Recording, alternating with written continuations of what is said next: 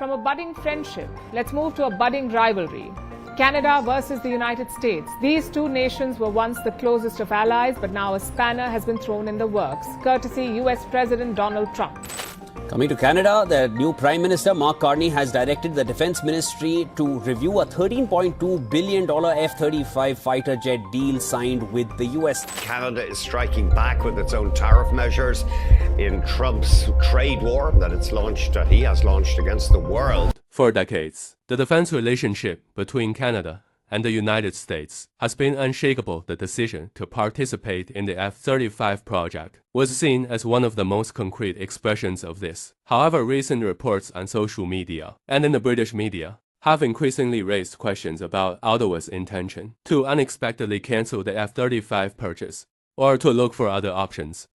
That alternative is the sixth-generation fighter jet, the UK-led GCAP Global Combat Air Program. While these rumors have sparked the question, will Canada finally choose a European jet instead of the F-35? US President Donald Trump is also said to be in for a big shock, because such a move by Canada could radically affect both the defense cooperation between the two countries and the aircraft standards within NATO. Moreover, it could be interpreted as a heavy blow to America's strategy of expanding the F-35 family network. While the Ottawa government has expressed frustration with the cost of the F-35 and trade tensions with the United States, the idea that GCAP could offer a longer-term solution with its sixth-generation technology is gaining traction now. Could Canada become a founding partner in GSP, with the dream of leaping to the highest level of technology, and thus gain a role in strengthening its defense industry? Canada's reservations about the F-35 are not new. As early as the 2020, the Ottawa government faced criticism about the cost of entering the F-35 project. The unit price of these aircraft and the high maintenance costs were much debated then. The trade tensions and tariffs between the US and Canada under the Trump administration fed the idea of why should Canada be so dependent on Washington. First, defense procurement. Those who have been saying on social media for a long time, if the US is raising tariffs against Canada, we should reconsider the purchase of the F-35, have become more vocal in recent weeks. According to reports in the British media, the UK has opened the GCAP door to Canada, which is summarized as if you turn your back on the F-35, you can take part in this next-generation project. GCAP is a sixth-generation aircraft and an ambitious defense program in which countries such as the UK, Italy, and Japan are working together, having previously collaborated in the development of the Eurofighter Typhoon. European actors are now joining forces for a next-generation design. If this project proceeds successfully, the GCAP could break new ground in the sector with its sixth-generation features, in an environment where the F-35 is still considered fifth generation. Therefore, Canada could argue, why should we invest in a US platform that will be deficient tomorrow, when we have the chance to catch up with the latest technology once GCAP is in place? Of course, GCAP is still on paper or at the prototype stage, but the British media is reporting that it is possible that these planes could start test flights in the next decade. Canada, too, may be pursuing a strategic choice, saying we can grab a platform from the beginning that will replace the F-35 after 2035. Perhaps with a 40-50-year lifespan.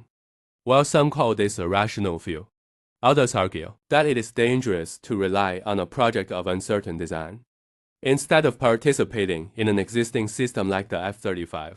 For the Trump administration, this step may have been perceived as stabbing a friendly country in the back. According to some backstage reports in the press, Trump is rumored to have said in private conversations, "They are taking Canada away from us." This is a complete betrayal.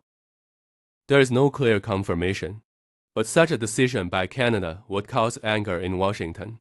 This is because the F-35 project is considered the backbone of the US vision to rally NATO and its allies around a standardized aircraft. The previous crisis with Turkey has also highlighted the political dimension of this project. If Canada breaks away from the F-35 family, both the financial and strategic framework of the project will be weakened. Pentagon circles are reported to have complained. Is America preparing a backup plan for this situation? The British media asked, referring to these reactions. On the other hand, it is also curious why Canada is not looking at aircraft that are already on the market, such as Typhoon or Rafale instead of GCAP. However, these claims are answered with the argument that Canada wants to jump to the 6th generation. The era of Typhoon and similar fourth and a half generation aircraft is coming to an end, in particular between 2025 and 2030. Even the most advanced versions of Typhoon and Rafale could be left behind in the US F-35 pipeline. Canada says if we are moving away from the F-35, we are not buying a 5th generation aircraft. In that case, let's get a platform with the latest and most advanced technology from the beginning. GCAP aims to have capabilities such as artificial intelligence, base swarm UAV management, advanced sensor fusion, and low radar signature.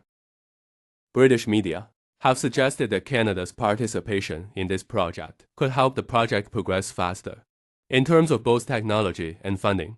Moreover, if Canada joins the GCAP as a founding partner, it can obtain work sharing for its own defense industry. In the case of the F-35, Ottawa could remain a buying customer.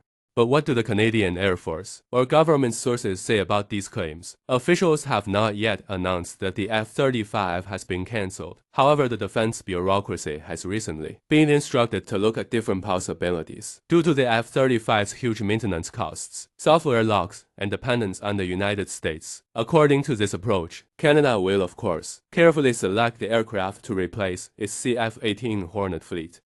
But can we really count on U.S. assurance? As the Trump administration's protectionist tariffs hit Canada's steel and aluminum industries, the question of why do we have to get every deal from Washington has also been raised in the defense sector. It is precisely in this mood that the opening of the GCAP door is seen as attractive. Donald Trump's reaction, as reported in the press, was in the tone of, "I didn't expect Canada to go this far." Some experts see this as a bargain. In other words, perhaps Ottawa is keeping the "we cancel the F-35. We enter the UK's GCAP card on the table."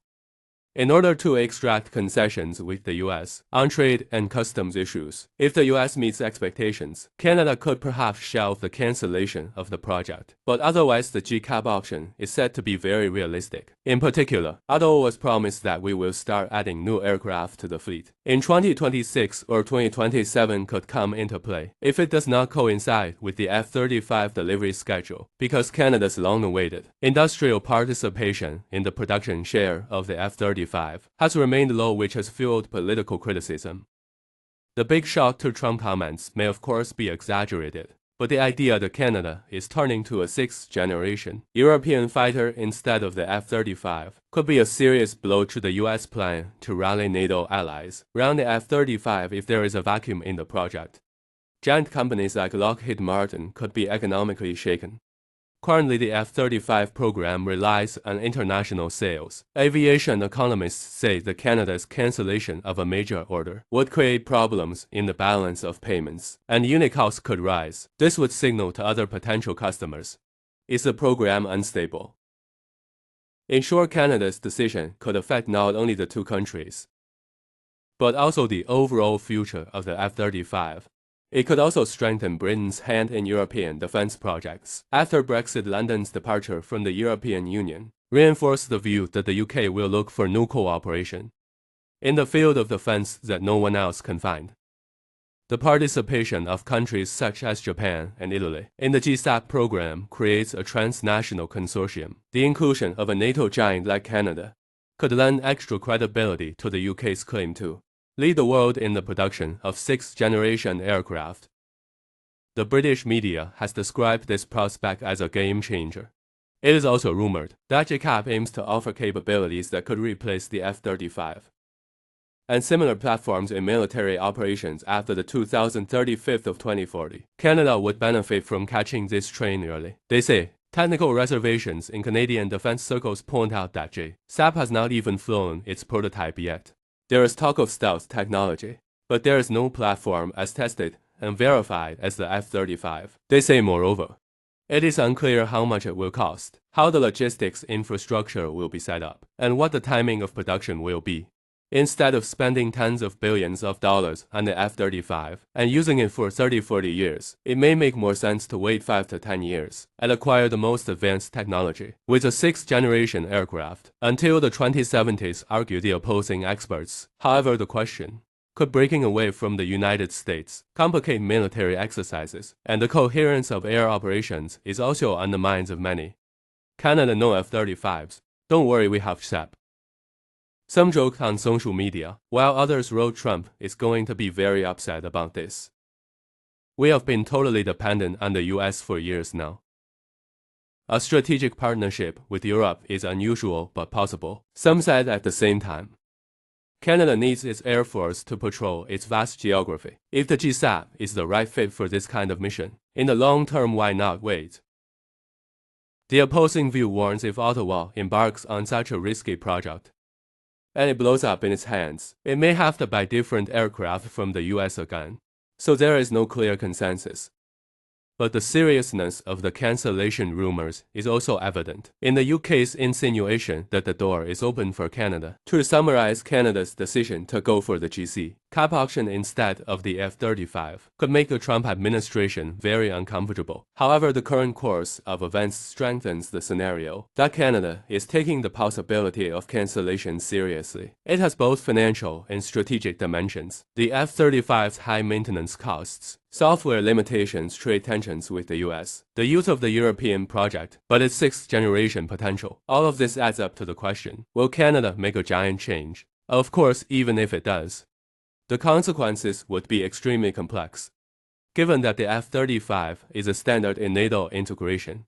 Nevertheless, the term big shock is not an exaggeration for the Trump plan. The participation of a NATO ally like Canada in the European aircraft project could deal a crippling blow to American defense exports, and other countries might think, even Canada is breaking away from the US, why shouldn't we look at profitable alternatives?